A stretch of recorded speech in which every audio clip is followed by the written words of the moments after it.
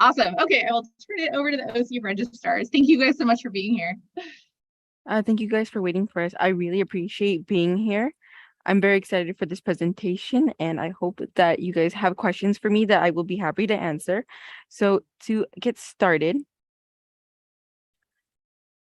for some housekeeping, if you guys on the other parts of the presentation. If you have any questions, feel free to raise your hand or type in the chat. I do have a moderator that I will be introducing in a little bit that will be monitoring the questions and concerns that you guys do have. And we also will have at the very end a time where you're able to ask us one-on-one questions, and we will be happy to answer any questions that you do have. No question is a bad question, and honestly, I would really recommend that you think at least of a couple questions, but we do have a couple of questions that we like to go over or certain topics that we like to go over. So yeah, no question is a bad question and we encourage it. So my name is MJ or Jennifer Morales, and I am from the community engagement aspect of the Registrar of Voters. With me, I do have a moderator and she will be presenting herself as well. Hi, my name is Manju and I will be moderating the whole event. I will be taking some pictures. So if you don't want to get yourself clicked, you can turn your into a no video mode. And yes, over to Jennifer. Okay. So for today's agenda, we will be talking about the Orange County Register of Voters, important election dates, voter options, voter assistance, security and integrity measures that we take over here, voter registration, and voter resources. Starting off with, what does the Register of Voters do? The Orange County Register of Voters is a county agency, and we are responsible for conducting elections in the County of Orange, which is the 5th largest voting jurisdiction in the United States with 1.8 million registered voters. Complying with federal and state election laws, we prepare elections, carry out election processes, count ballots, and conduct post-election operations and certify results. Not only do we run elections and protect your vote, but we also register and maintain voter information. We verify all information on voter registration forms, including making sure signatures match the voter and keep the voter data current and up to date. In addition, we verify and certify petitions. When a petition is submitted, we look at the names of every person who signs the petition to make sure their voter matches voter registration and that they're eligible to sign the petition and that they live in Orange County. We make sure someone gets credit for signing a petition one time only and eliminate any duplicate signatures. As we enter a election cycle, we recruit vote centers and ballot drop box locations prior to each election. We work closely with other government agencies, including school districts, libraries, and city halls to make sure we secure locations that comply with all of our criteria and are more accessible and convenient for all voters. Even though on election day it ends at 8 p.m., our work at the Register of Voters does not end there. We ensure every ballot is counted, every signature is verified in a timely manner, and once we finish all of our post-election processes, we certify election results. On the other side of things, our election operations, we meet with the members of public to inform about voting and elections. Our community engagement initiative is crucial to running successful elections. Every step of the way, our devotion to engaging voters with new and unique ways ensures people are aware of voting processes and the services we provide. Community outreach is crucial as we ensure all voters have an equal access to participate in election processes. Overall, we ensure all voters have an equal access to participate in the election processes by going above and beyond. So in an instance during the 2020 election, we had a voter who had to stay at home and was not able to get their vote by mail ballot due to the coronavirus pandemic. We were able to assist the voter by picking up the ballot and dropping it off at their door. In another instance of going above and beyond, we also had a Spanish-speaking voter who was visually impaired, contacted our office for assistance, and one of our Spanish-speaking representatives was able to assist the voter by providing a step-by-step instructions and further information via phone and with their language. Unofficial election results for the November general election will become available on our website at ocvote.gov/results page and the beginning of 8:05 p.m. on election night. So just to reiterate it, it will be ocvote.gov/election results. Sorry. Our results page allows users to customize how they view election results and provide users with a election night results reporting schedule. In addition to viewing current election results, users also have the ability to peruse results for previous elections via our election results archives. An XML report is available for news outlets to use to help provide with their readers and viewers. Going over elections.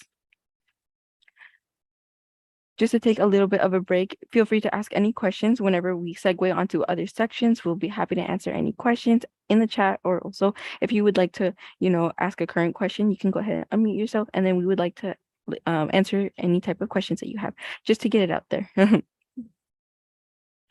Alrighty, so types of elections.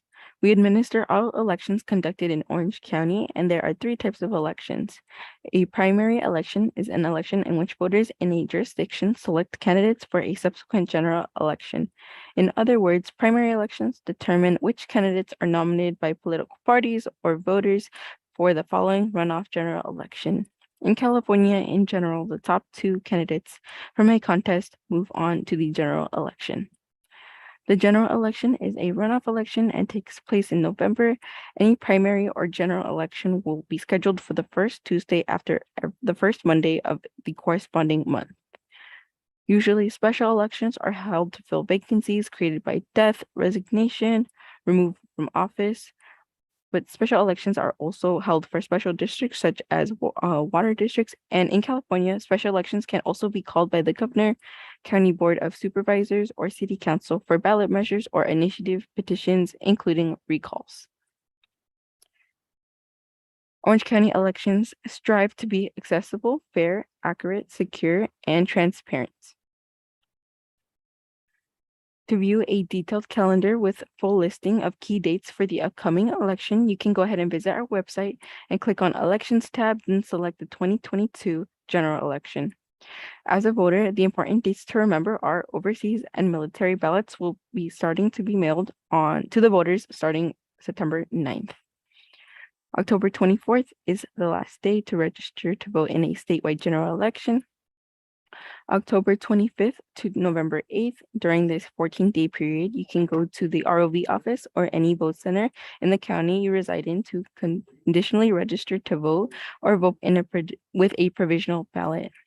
On October 29th, beginning 10 days before the election, select vote centers will be open to the public. And on November 5th, beginning the 3 days before the election, any additional vote centers will be open. All vote centers are also open to the public. The most important day, November 8th, election day. On election day, all vote centers are open from 7 a.m. to 8 p.m. And then just to give you guys a heads up that voting ends at 8 p.m. But if you are already in line to vote or just to deposit your ballot to the ballot drop box, you can still do so. If you arrive later than 8 p.m., you will not be able to vote. Although if you get there on time, we will definitely wait for you. Voter information guides. State voter information guides will be mailed directly to voters by the Secretary of State. County voter information guides mailing will begin on September 29th. Available, and then these for the majority of California and Orange County voter guide informations, we have the most accessible and we actually keep with us all the time: Chinese, Korean, Spanish, and Vietnamese. How to get a ballot. We strive to make voting as accessible as possible and offer multiple ways for voters to cast their ballot. With the implication of the Voters' Choice Act, all voters in Orange County are mailed a vote-by-mail ballot 29 days before each election day. Voters can also visit any of our vote centers in Orange County to get a ballot and vote in person. Getting a replacement ballot is easy. You can call our offices at 714-567-7600, or it will also be in the chat just to give you guys a heads up, or visit our website to request a replacement ballot. Also, any voter may cast a ballot using a certified remote accessible vote by mail RVA-BM system. The electronic ballot can be downloaded onto a voter's computer marked using their voter's own computer or assistive technology, then printed out and returned by following the instructions included in the electronic ballot. Once done, they would return it by mail. Vote by mail ballots. Vote by mail ballots will be mailed to the voters starting October 10th, and the ballot drop box locations will be open on this date as well. To track your ballot from start to finish using Ballot Express, you can view the status of your ballot through the entire mailing process and see status updates from your returned ballot. You can also sign up for updates through text and email. Voting options. The California Voters' Choice Act modernizes elections in California by allowing counties to conduct elections under a model which provides a greater flexibility and convenience for voters. To return a VPM ballot, all Orange County voters will receive a ballot in the mail, and they can return either by mail at a drop box location or in person at a vote center. Starting in 2020, Orange County registered voters had more voting options. The way we determine the number of locations on VCA requiring that one 11-day vote center for every 50,000 registered voters or one 4-day vote center for every 10,000 registered voters. The ballot drop boxes are determined as VCA requires that one ballot drop box for every 15,000 registered voters. And then California does not require a photo ID, but for first-time federal voters, they must provide proof of residence. All voters will receive a ballot in the mail and will continue to have multiple ways to cast their ballot. In-person voting will take place at various vote center locations in the county. Voters can go to any vote center of their choosing. Voters can also vote in person by visiting our pop-up mobile vote center. This pop-up mobile unit offers voters all the same services that are offered at any standard vote center locations. Currently, we are still determining our pop-up locations. Our mobile pop-up vote center locations for each election will be listed on our website at ocvote.gov or your voter information guide as the election draws closer. Hours for mobile pop-up sites will vary. Voter assistance. Federal law requires that we provide language support for those registered voters who request this assistance in Spanish, Vietnamese, Korean, and Chinese. The U.S. Department of Justice monitors, covers jurisdictions, and enforces the requirements of Voting Rights Act. We pride ourselves in maintaining a comprehensive language assistance program in all covered languages mandated by the federal government, which are in Orange County is Spanish, Vietnamese, Korean, and Chinese. Our language assistive services include office staff that are bilingual, vote center CSRs that are also bilingual. Public phone bank users can also request a bilingual representative, video conferencing, and a toll-free voter line with multilingual services. Our office has dedicated bilingual community program specialists for mandated federal languages.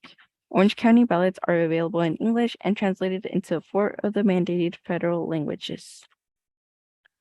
By California Election Code, we also provide translated reference ballots in 5 state mandated languages of eligible precincts to the voters, which are Farsi, Gujarati, Hindi, Japanese, and Tagalog.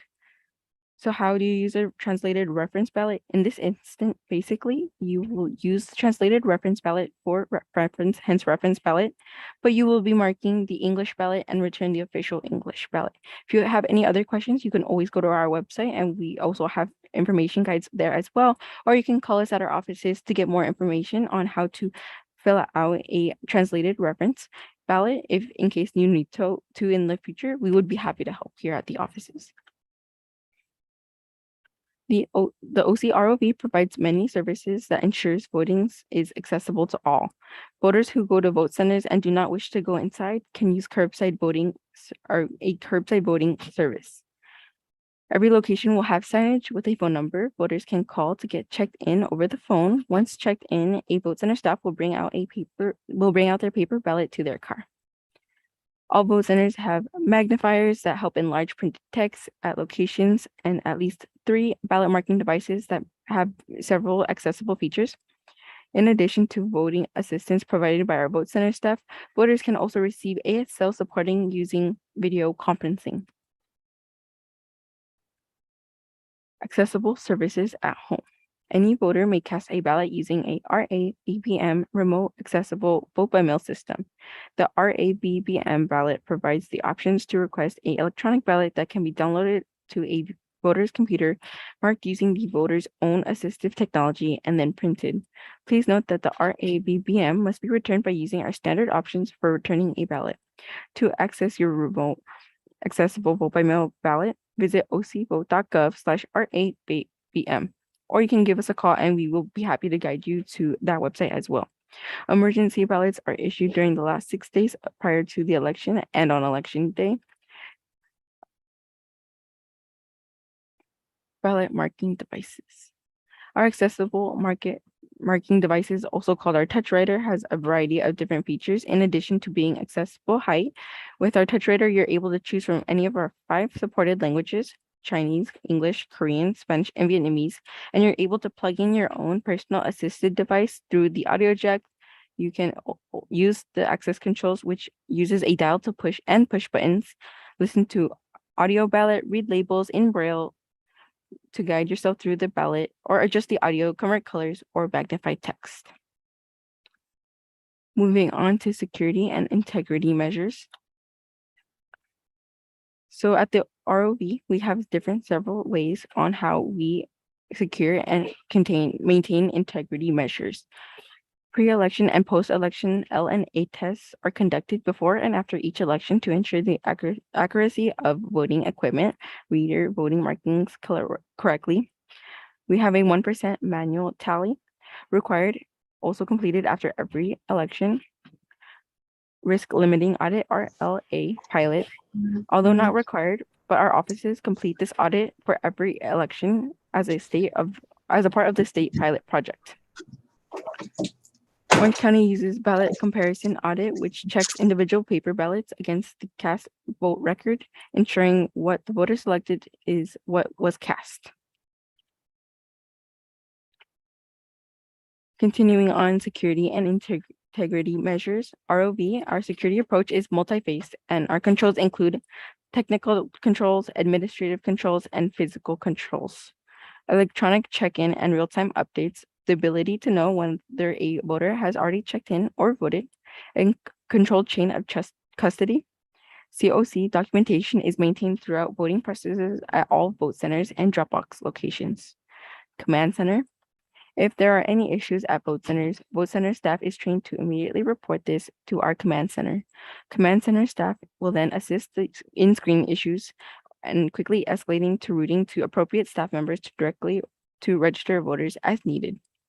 Rapid deployment teams, ROV field staff strategically stationed throughout the county and ready to be deployed to assist with any immediate in-person troubleshooting that is needed at voting locations, equipment troubleshooting, electioneering reports, long lines, or etc.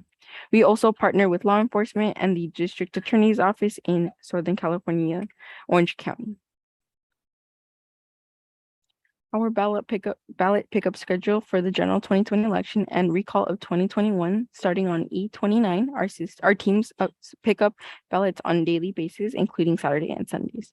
Our offices go above and beyond what the California regulations require by picking up ballots from ballot drop boxes.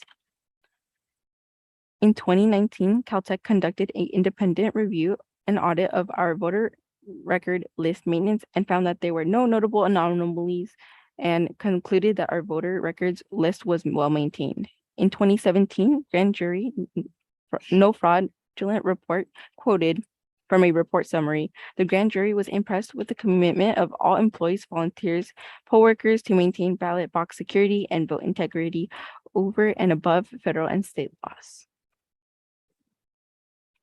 Orange County registered voters. Orange County is the 5th largest voting jurisdiction in the nation. The voter registration number you see on this slide is the breakdown as of August 12, 2022, E88. The Voters' Choice Act establishes a formula for determining the number of vote centers based on the number of registered voters at 88 days prior to the election. Requirements to register to vote.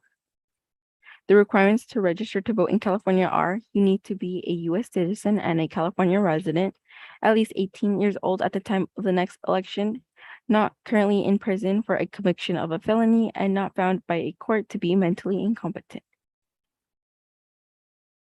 You are eligible to pre-register to vote if you are 16 or 17. Registrar of Voters will keep the submitted data and activate your registration on your 18th birthday. And Orange County is the second highest pre-registration totals in the state, although we are third overall highest for voter registrations. When would you need to re-register to vote? Every voter only needs to register to vote one time. You do not need to re-register for every election. However, in the instance where you would need to re-register, here are 3 situations. Number 1 being if you have moved to Orange County or from another county or state. 2, if you have changed your name. 3, if you would like to change your political party preference. Re-registering to change your political party preference is only required 14 days before the election day. To register to vote, we do have 2 different registration methods, either a paper registration method or an online method. You can fill out a paper application and mail it in, no postage needed. Paper registration forms are actually available at post offices, libraries, city halls, the DMV, or most government agencies. Although to register online, you can go to registertovote.ca.gov. If you are eligible to vote and currently under 18 but over 16, you click on pre-register to vote. But if you're 18 years or older, you can go ahead and click on register to vote now. Conditional voter registration. Conditional voter registration or same-day voter registration begins on October 25th, 2022. What does this mean? If you need to register or re-register to vote and miss the October 24th deadline, you can still vote. You must go to an election office or any vote center between October 25th and November 8th. Register to vote provisionally on the same day. It's kind of like the previous provisional ballot. What is a provisional ballot? If you are not quite familiar with it, it means that once our office confirms any given voter is eligible to vote, he or she is not already voted elsewhere, then his or her ballot will be counted. You can check your status of your provisional ballot 30 days after the election at ocvote.com/provisional. If you have registered online, you may check the status of your voter registration after 48 hours. To check your voter registration record, please visit ocvote.com/VLT. You will be able to see the status of your ballot, download your voter information guide, and learn who your local elected officials are. Resources. We encourage you to call, chat, email us, or visit our website if you have any questions, or if you would like to contact us, you can go ahead and visit us in person. Now would be the time if you had any questions, we will be happy to answer them.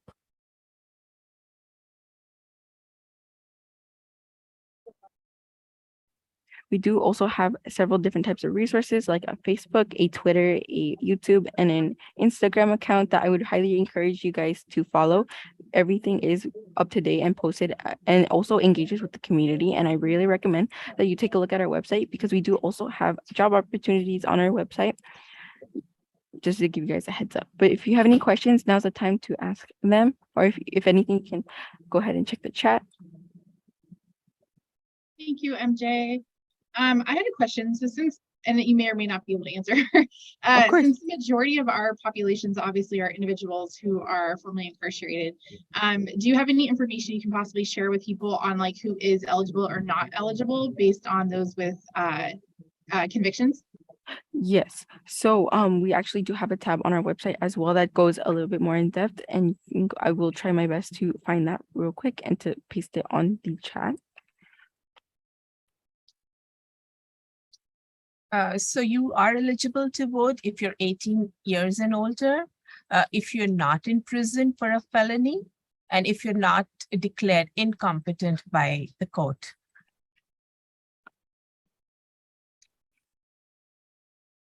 Needless to say, you have to be a US citizen. Perfect. And so obviously I know the laws change, but just for those that may not be familiar, so that's anybody if they're out of custody, do they have to be off of supervision, like off of parole or probation, or does that matter? Yes, they have to be off of parole. If they are in prison, they can definitely not vote, not in California. And there's no other restrictions for anybody? Unless you are like incompetent, declared incompetent by the court. Thank you. And that Yeah, would be no, by it's court. perfect. I was gonna say it's helpful because I think there's still like that misconception among a lot of our clients, because I know that was just recently passed last year. And so it's important for us as service providers to let our clients know why it's important to vote and hopefully get them registered to vote. So Thank you so much for asking that question. I hope it clarifies a lot more for the people that you are also talking to. Any other questions? I had one, Jam. Oh, yes. In light of what's been going on with our whole political system and the voting and everything, especially what happened last election, has this caused any particular challenge for us here in Orange County? Is there anything that, I mean, your presentation here, it seems pretty thorough. You guys seem like you got all the bases covered, but I was just wondering if there's been any particular challenges for you guys, or things that you've had to change or do to I guess maybe like accommodate that, whether it's the criticism or the scrutiny of our electoral system. That is a very good question. All of our members and our team members are very well spoken, and actually, Orange County has provided a very good outline on any possible situation. So I previously worked at a vote center, and they always made sure that we would have police officers surrounding every other vote center, and they would actually come in and check up on us. So security wise and internally, I felt like I was very well protected mentally with the scrutiny and stuff. There's a part of where electioneering is very well monitored at every vote center. So I wouldn't say personally it was ever a problem, although I can see how others may seem as it can be a problem. But although Orange County vote centers are maintained and operated very well, and that is very limited. And if anything, if it were to happen, it would be stopped at the very moment. So I would say that overall, as a county, we work very well together, and we actually try our best to eliminate any type of discrepancies or small mix-ups. We are very communicative to each other, either in teams or maybe at every vote center. We like to work together, and we are very communicative, and we like to talk to one another and just to verify different types of steps before anything were to get, like, I guess you can say, messed up in a sense. We like to verify with each other to make sure that this is the correct process, to eliminate any confusion or to eliminate any spectacle or like perhaps any questions or any misconceptions in the future. So our database system is in encryption form. That means that it is decoded as what you say is it's in a very encrypted form. So there is no chance of it's getting leaked out. Nothing, and I repeat, nothing except our e-poll books is connected to the net. So there is no way any hacking can be a possibility. And then there are other security measures like the controlled internet, the secure and controlled internet that we all use. So yes, we've never had any problems in the past elections or this elections with the security of the voting process. Thank you, guys. Very, very good. Thank you. You're welcome. Any more questions? Looks like there was a couple in the chat. One was asking if you guys could share your emails or what's kind of the best way, I guess, to contact you guys directly. I'll put my email, and so with the so will Jennifer in the chat. Perfect. Thank you both. And then just to clarify, since we are recording, in case anyone's watching this later, the other one in the chat. So to clarify, somebody was clarifying that people need to be off supervision, so not on parole or probation to vote. Is that correct? Yes. Okay. I was like, just in case, because I know people can't see the chat, so since we're recording. Perfect. Any other questions from anybody?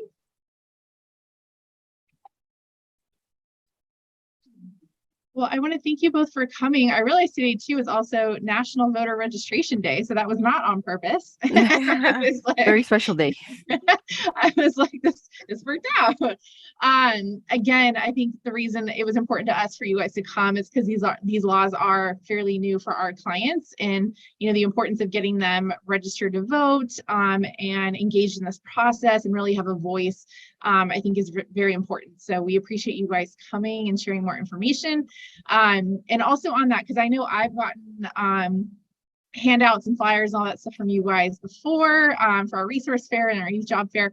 If anyone else needs flyers or anything, how can they go about getting those from you guys? You can email me or Zoe or Jennifer, and we can come and drop them up at your location. We can do that. Yeah, because I was gonna say, I'm sure some of our partners and stuff, they obviously have like locations and whatnot, and they may want to put that information out. So we can spread that word also to the rest of our partners in our follow-up, just to let them know that to reach out and hopefully get some of that information out there. So thank you. We appreciate it very much. I also put my email in the chat just in case if anyone was wondering. I will be happy to answer any questions or concerns that you guys do have, or you guys can also get more information on our website. I would really recommend you take a thorough look throughout the whole website because you learn everything new. But again, if you have any questions, feel free to either email us or to call our offices, and we'll be happy to respond in any way we can. Perfect. Thank you. Oh, and then I just realized another question too. I actually learned this because I attended one of you guys' events a couple years back and like helping people fill out applications. So since there is crossovers with obviously our populations and others, what are some of the services or assistance that you guys offer people who are unhoused? So obviously people who are unhoused can still register to vote. And I know you guys do some things for them as far as obviously somebody who doesn't have an address. Yes. Like how would somebody help them with that? So while registering, I would also recommend that you register or you check your registration to see how that's at and how it is listed. Although if you are re-registering because like a house or maybe they're just far away from each other locations, you are able to enter cross streets. If you'd like more information, you can go ahead and go on our website. Did you want to elaborate? So the process is if you don't have a physical address or if it's suppose a homeless is wanting to vote, we can use the cross streets. But the thing is we will use a provisional ballot for it. So we will have them vote, or if someone says that they're citizens and they are not addressed properly or something, or they are the first time voters and they're not registered, we can have them vote, but it's going to be a provisional ballot. It'll be a different envelope and it will not get scanned. It will be verified at our end and then it would be counted as a vote. Would that answer your question? Yeah, thank you. And so for if any of us say we're like helping our clients, that's something that we could assist them with, or should we direct them to like your office to get assistance? That would be better if they're directed to us. That way we can like take care of it very nicely. Okay. Yeah, no, and again, that was something that was, I guess I just never thought about it, right? And I wasn't aware, but yeah, that was very interesting to me. So for those that don't know, yeah, if there's an individual and say they generally are by a certain area, they can put those main cross streets as their address. So they don't need to have a physical address to vote. And so I thought that was, I really appreciated learning that. So that way we can make it more accessible for all of our community. Yes, but then it will be verified from our end before it's counted. So we'll eliminate all possibilities of double voting and any fraud. Yes. Yeah, you guys have lots of checks and balances. We appreciate that. Despite what's going on out there in the, on the street, if you will, as far as that. I know Orange County has lots of checks and balances. So perfect. Any other questions for our speakers or? Well, we so appreciate you guys coming and sharing your information. And like I said, we'll be sharing it out with our broader network as well. And then hopefully if anyone else has questions or needs flyers or help or anything, they can reach out to you guys also. So thank you guys so much for having us. It was so fun. Thanks. I hope you guys have a good day, by the way. Thank you. You too. Thank you. Take care. And for everybody else, so if anybody else has any announcements or anything, I know we kind of cut off a little bit early, and so I forget if somebody else was sharing, but I know we have DRC has our open house coming up. So if you guys could share that information with me, October 11th, I believe it was. Christine with your OC Disability Coalition on October 5th at 9 a.m. I'll share all that information out as well. We have our upcoming employment subcommittee meeting next week. And then our juvenile subcommittee next month and women's in November. Anything else I missed? Oh, and then for those that are registered, hopefully there is Project Kinship has their awesome It's Back conference next week, next Thursday, all day. I believe it is sold out, but if you guys are coming, it's always been a great event. So obviously it's been dormant because of COVID, but we're excited to get back and network with everybody and see all the great resources out there. Arturo, were you gonna say something? Yeah, I was going to say the prison to university transfer fair is at the end of the month. It's on the 30th at Santa Ana College. I think I sent you an email, Megan, I think, but I can send it again. Yeah. And that's an all-day transfer fair. There's going to be a ton of resources. They feed them breakfast and lunch. So it's open to anybody who's been in jail in Orange County, LA County, and the Inland Empire. So it's Friday the 30th. I think it's like 8 to 5 or 9 to 5. So I just wanted to let you know. Yeah, no, thanks for sharing. And I actually have that. We have to post that and get it out too. Any other events? I put another one there, Megan, in the chat. So oh, perfect. There's another series of accessing public benefits and community services. So that's like a 6-part training option series. So in addition to the relaunch of the OCDC, there's some in October and November. I think it starts in October, but it goes through the next couple months. So okay. Awesome. I will share that out too. Thank you. Right. Well, we may end a little bit early today.